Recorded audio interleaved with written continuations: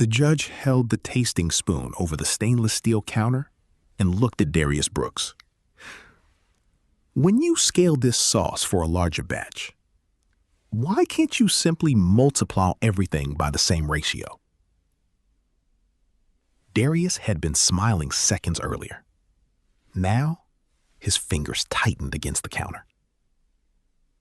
Across the competition floor, his eyes found his sister.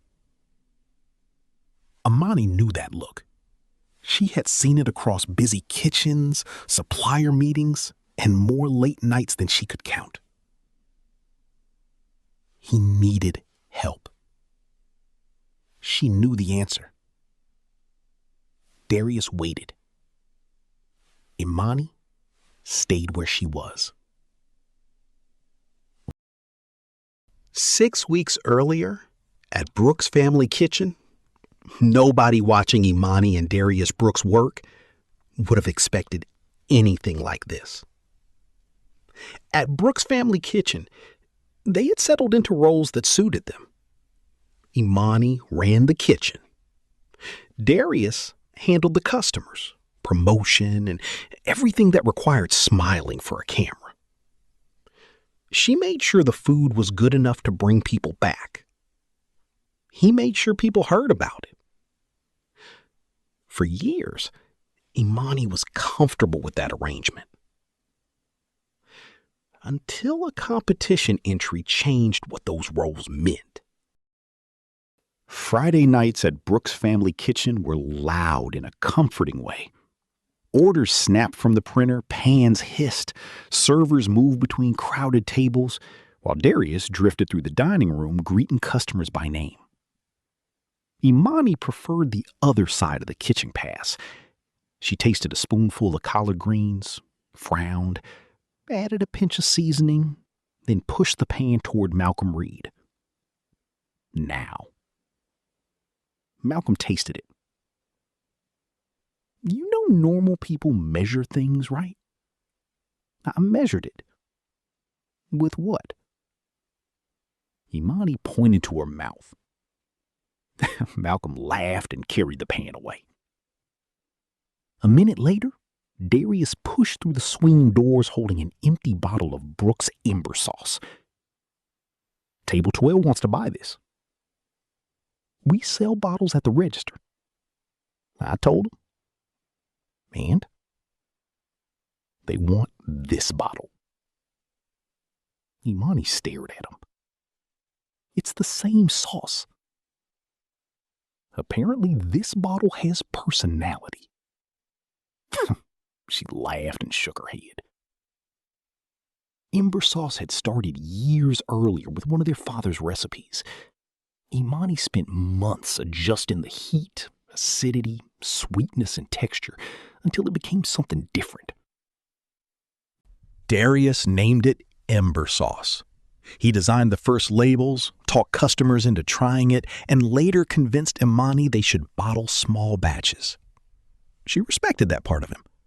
Darius could make people pay attention without making it feel like a sales pitch. So when he mentioned a regional culinary competition looking for signature products from independent restaurants, Imani kept working. Enter it. Darius grinned. Already started. 3 days later, Imani was in the small office behind the kitchen, looking for a supplier invoice, when she noticed a printed confirmation beside the computer. Regional Heritage Food Competition. She almost moved it aside. Then she saw. Product.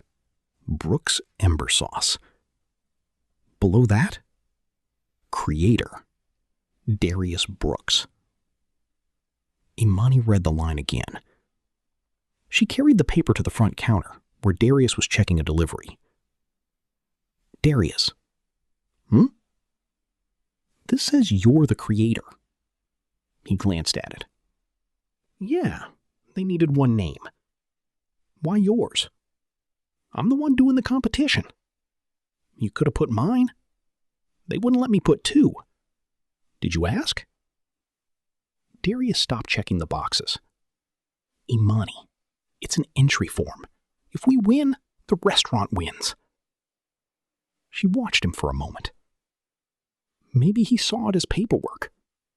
Darius handled publicity, interviews, applications, anything that required the restaurant to present itself neatly to outsiders. Imani returned to the office. That was when I noticed the rest of the packet. There was a copy of the origin story Darius had submitted with the application. I took it home. After closing that night, I came back to the kitchen and read it. The restaurant sounded different when nobody was there. No ticket printer, no dishes, no voices from the dining room. Imani sat beneath the prep lights with Darius's submission open in front of her. At first, nothing bothered her. He wrote about growing up in their father's restaurant, watching their parents struggle, wanting to create something customers would remember. Then, she reached the third paragraph. Darius described standing over a saucepan late one night and realizing the sauce needed less sugar and more acidity before the heat could come through properly. Imani stopped. She remembered that night. She had been 29. Their father had already gone home. 3 batches had gone into the trash before she figured out what was wrong. Darius hadn't been there. She kept reading. Another memory. Then another. Small failures she remembered making. Adjustments she had tested. Decisions she had made alone. The kitchen door swung open. Darius came in carrying his keys. Thought you left. Imani turned the pages toward him. You weren't there for this. He stopped. She tapped the paragraph. This happened to me. Darius pulled out the chair opposite her. I know. Imani looked at him for several seconds, then back at the pages. You wrote it like it happened to you. Imani, you used my memories. Darius leaned back. Can we talk about this without making it sound like I stole your identity? What should I call it? He rubbed his jaw. The competition wants a story.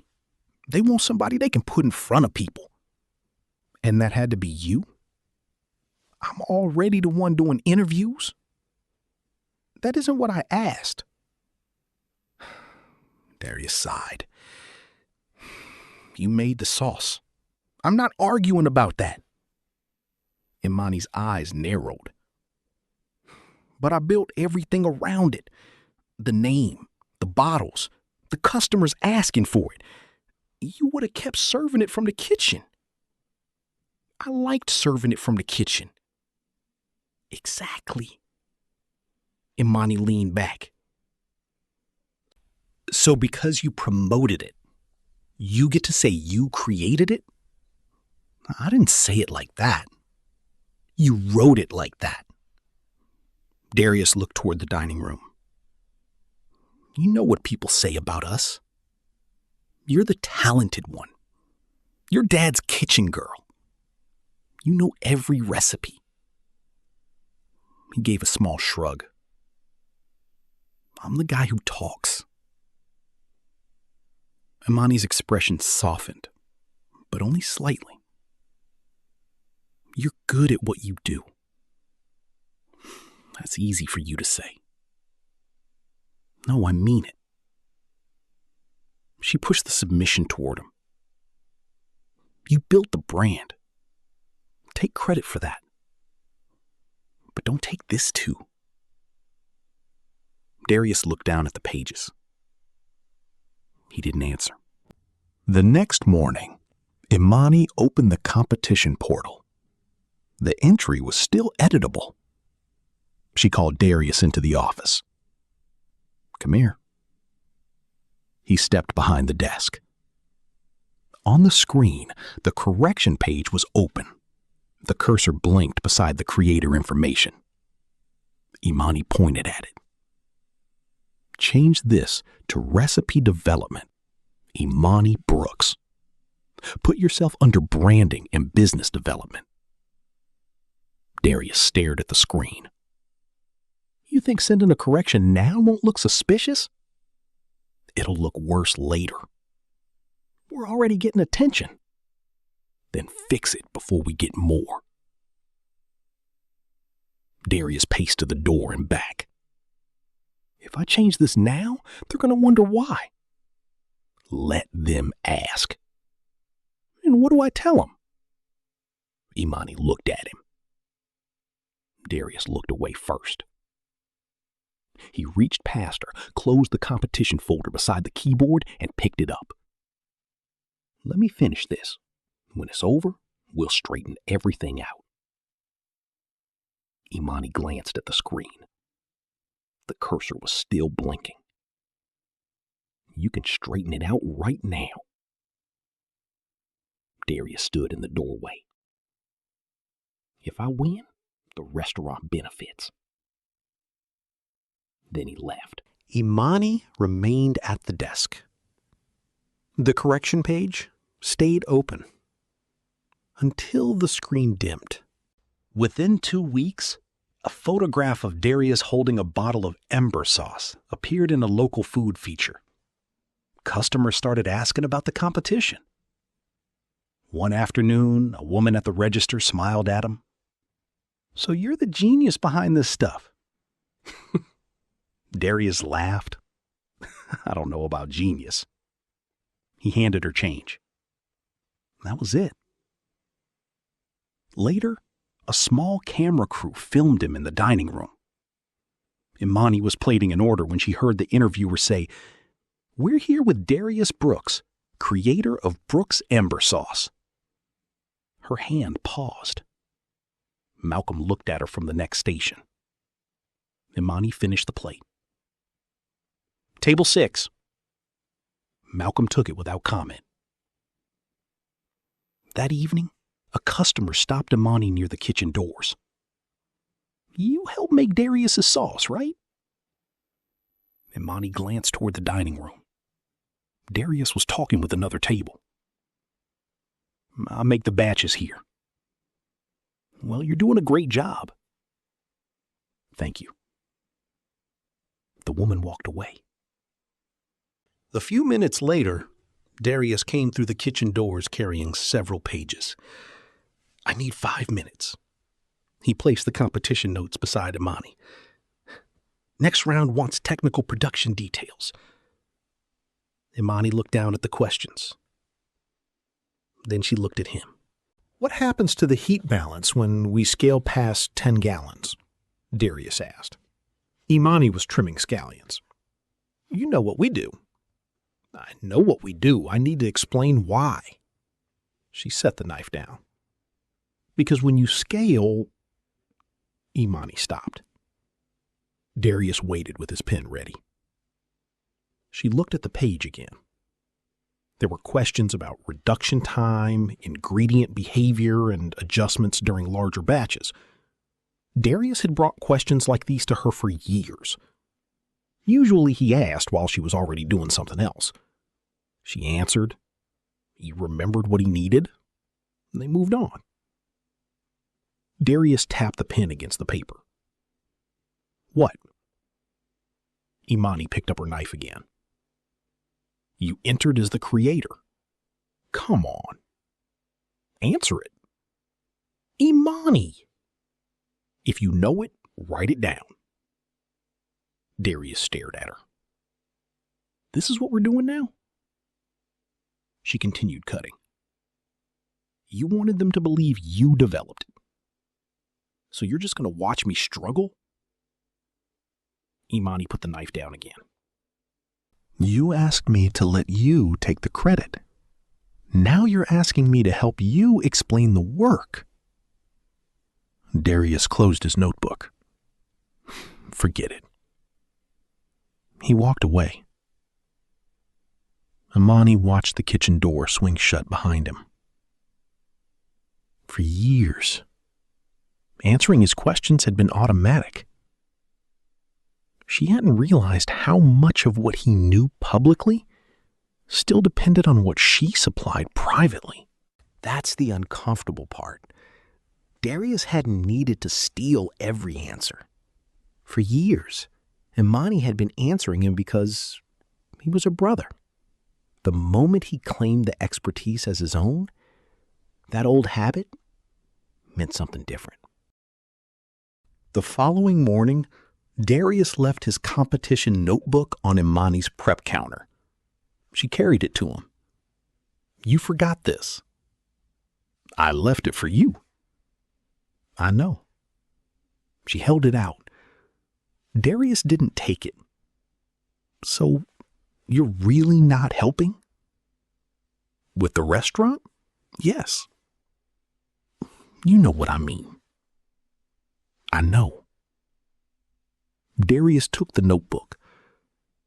"We own this place together. And I'll keep doing my part here."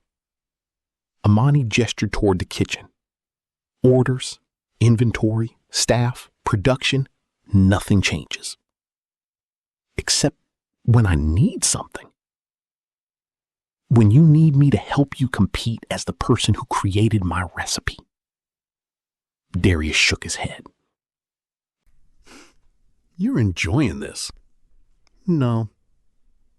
The answer came quickly enough to make him look at her. "I asked you to fix the entry." He tucked the notebook under his arm. "I'll figure it out myself." "Okay."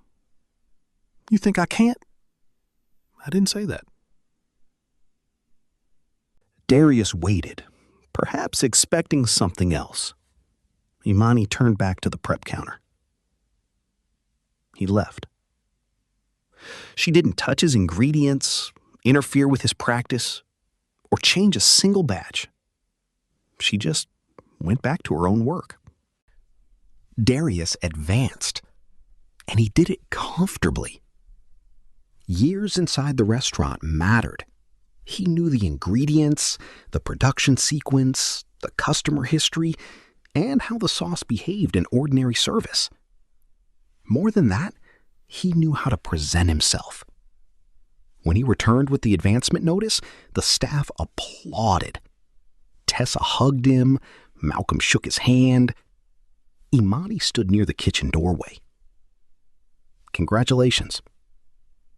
Darius looked at her. "Thank you." His smile lingered for half a second. Then someone pulled him into another conversation. Imani went back to work. Later, after the kitchen closed, she wiped down the pass alone. Darius had managed without her. She stood there longer than necessary, cloth in hand. Maybe he knew enough. Maybe correcting the record now would bring embarrassment to the restaurant without changing much else. The kitchen door opened. Tessa walked in carrying another competition packet. Final round requirements came through. Imani took it. The new evaluation included recipe adaptation, development reasoning, and consistency under altered production conditions.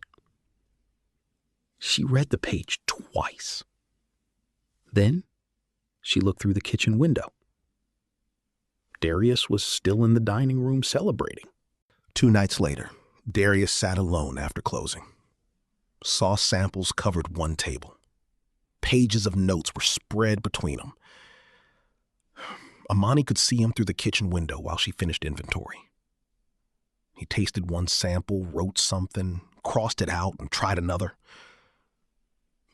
Eventually, he came into the kitchen. What happens if they change the acid component? Imani kept counting containers. Darius, it's one question. She marked another box on the inventory sheet. Today. What? Today it's 1. He exhaled sharply. This round is different. I saw the packet. They can change ingredients. They can ask me to adjust it right there. Imani put down her pen.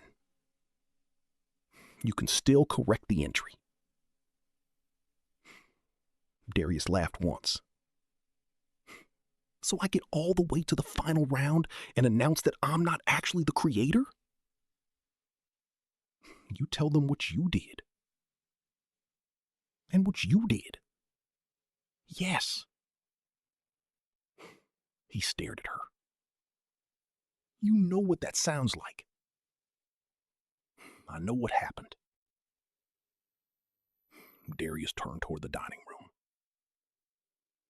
For a while, neither of them spoke. Then he walked back to his samples. The night before the final evaluation, Darius approached Imani again. This time, he wasn't carrying notes.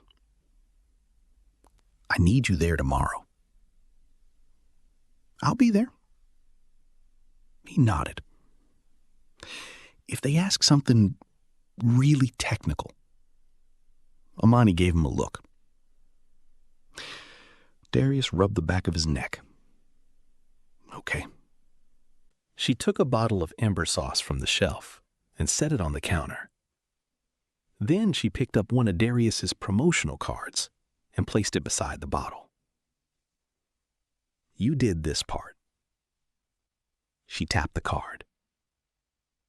The name. Bottling it. Getting people interested. Calling stores. All of that. Darius said nothing. Imani touched the sauce bottle. I did this part. He stared at the two items. You want me to walk in tomorrow and tell them that? I wanted you to tell them weeks ago. And when they ask why I didn't? Imani didn't answer immediately.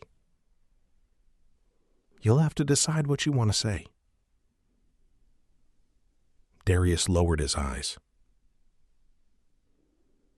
After a moment, he picked up the promotional card. The sauce remained on the counter. He walked away. Imani watched him go, then returned the bottle to the shelf. The next afternoon, Darius stood behind the competition counter beneath bright overhead lights. At first, he was good. He spoke confidently about Brooks' family kitchen, the sauce's flavor profile, and the customers who would help make it popular. When asked about the basic preparation, he answered correctly. Then, one evaluator leaned forward. When you scale this sauce for a larger batch, why can't you simply multiply everything by the same ratio? Darius paused. His fingers tightened against the counter. Then his eyes found Imani. She met his gaze. Darius turned back to the evaluator. You have to maintain the balance between the heat and the acidity. Right. What changes as the batch gets larger? Darius hesitated. He started explaining reduction. The evaluator asked a follow-up. His answer drifted. Another evaluator looked toward Imani. You oversee production at Brooks' family kitchen? Yes. What was your role in developing ember sauce? Silence settled over the station. Darius spoke first.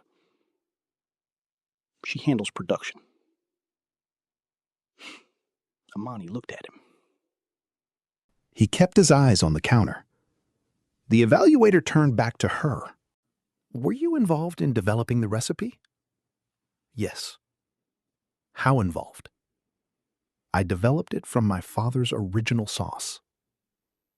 The evaluator nodded. Then perhaps you can explain the scaling issue. Imani answered. One question became another. She explained what had changed during larger batches, what she had tried early on, and why some ratios couldn't simply be multiplied. Darius stood beside the counter and listened. Nobody raised their voice. Nobody accused him of anything.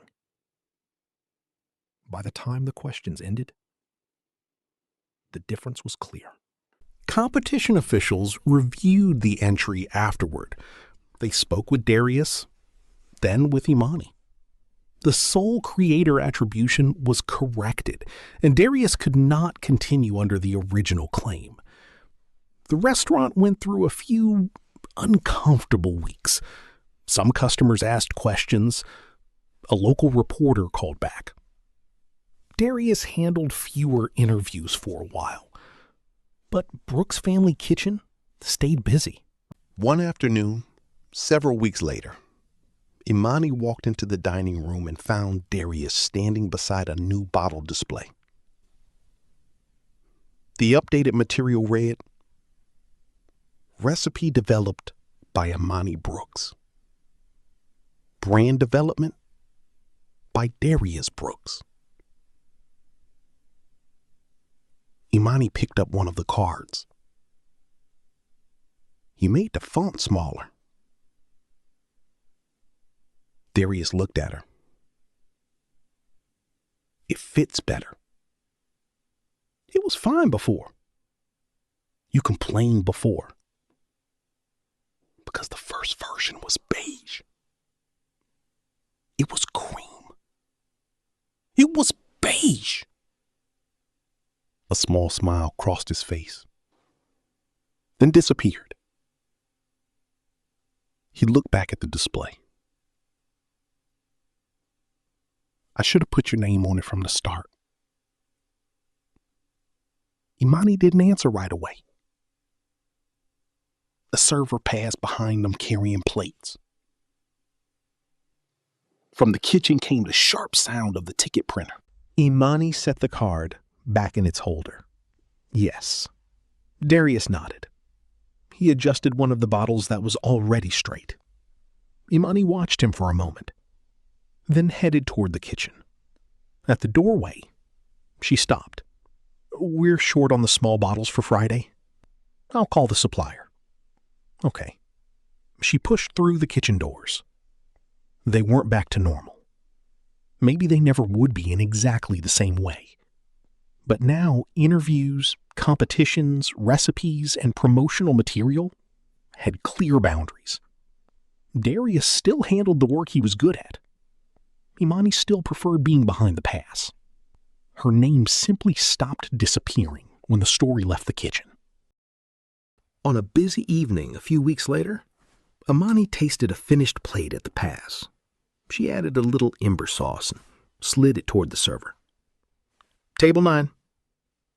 Through the opening, she could see Darius near the front counter talking with customers.